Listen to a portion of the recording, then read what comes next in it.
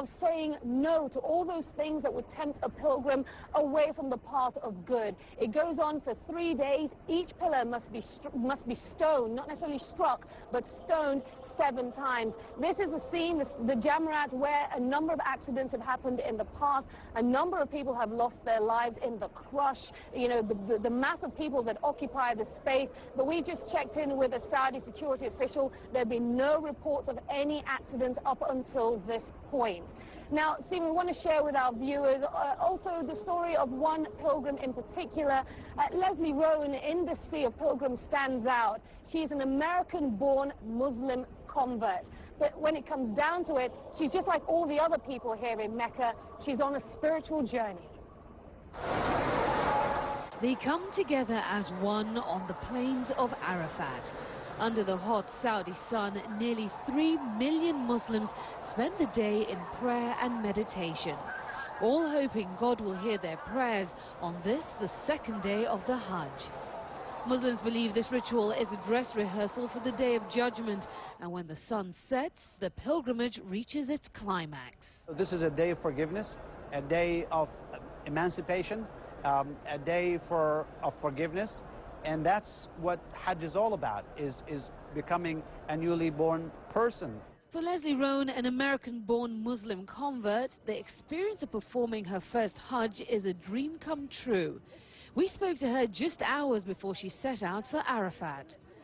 Just thinking about the day's significance filled her with emotion. I'm going to be praying for forgiveness for my sins, and that, I think, is what we all are after.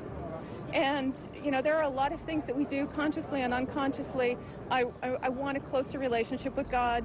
This 49-year-old resident of California is a long way from home, and she says she is relishing every minute of her spiritual journey. But she admits performing the ritual of circumambulating the Kaaba is at times physically overwhelming. There are times when you have to kind of put down that spiritual piece of it and just focus on staying safe. She converted to Islam 3 years ago because she'd grown dissatisfied with Catholicism. In Islam, she says she found the connection to God she'd been yearning for. Every Muslim who is financially and physically able is required to perform the Hajj at least once during their lifetime. While other Muslims agonize about when to actually make the trip, Leslie says it was an easy decision for her. Back home in the US, as she made her final preparations for her trip to Mecca, she explained why. It's a really great time to go. It's winter in Saudi Arabia, so it's probably only 95 degrees during the day.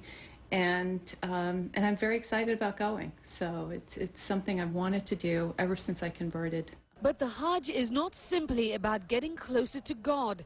Over the course of this 5-day religious gathering, Muslims from all around the world will also be striving to get closer to each other. Now, Stephen, once Leslie has completed the ritual of stoning the devil, what pilgrims do then is they sacrifice an animal. That meat is distributed amongst the poor. They also cut their hair. Then they head back here to Mecca to go around the Kaaba another 7 times. That's called the turning or the tawaf. Back to you, Stephen. I'm impressed that you were able to find her, because I thought the whole point of this was to have her just like everybody else. All the pilgrims wear the same white. They all recite the same prayers. You know, they all undertake the same rituals, showing that they're all the same before God. You managed to pull her out of a huge crowd. Well, Stephen, just a point of note, it is the men who come to perform Hajj that must take on the white ihram garment. All pilgrims will be in a state of ihram, which is a state of purity. But in terms of the actual outfit, it's men that must wear the white, so it makes it much harder to pick them out. Women, when it comes down to it, aren't actually bound to wear any color in particular. It has just become a norm that women tend to wear white along with the men. The only thing women must not do here at the Hajj is cover their faces, even if that's what they do back at home. Stephen.